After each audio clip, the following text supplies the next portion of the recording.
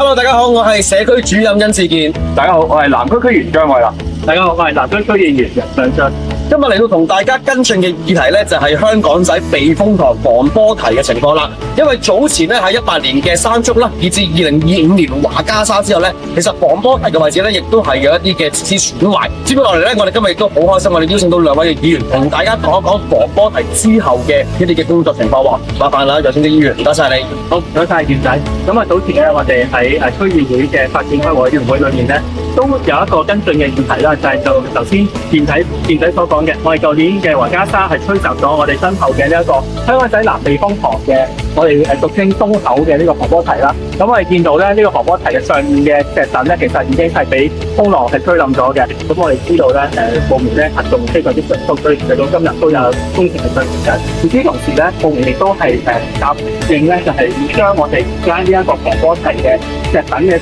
嗰個結構咧，咁啊會將用一啲鋼筋啦，去將佢重新起上嚟，希望咧令到佢哋嗰個石躉與石躉之間嗰個結構咧會再緊密一啲。當然啦，我哋希望未來擴建嘅避風塘嗰個防波堤咧，會有更加大嘅一個嘅抵禦風浪嘅能力。咁呢度咧，我哋不如交俾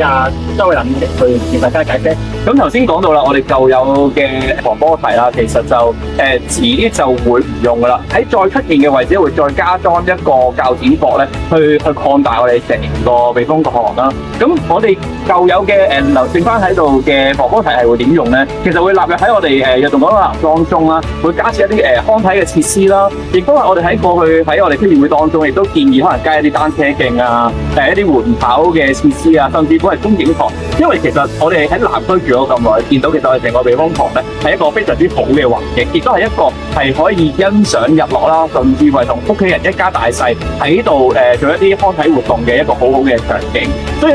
將會納入咗喺我哋成個南區嘅規劃當中，希望加設更加多嘅康樂設施，並且可以咧係連繫翻我哋周遭嘅唔同，包括我哋菲律賓嘅酒店啊，或者海洋公園啊，希望可以做到一個 package 係帶動到我哋成個南區嘅旅遊啦。好，咁我哋咧就期待未來嘅進展啦。我哋下次再見，拜拜。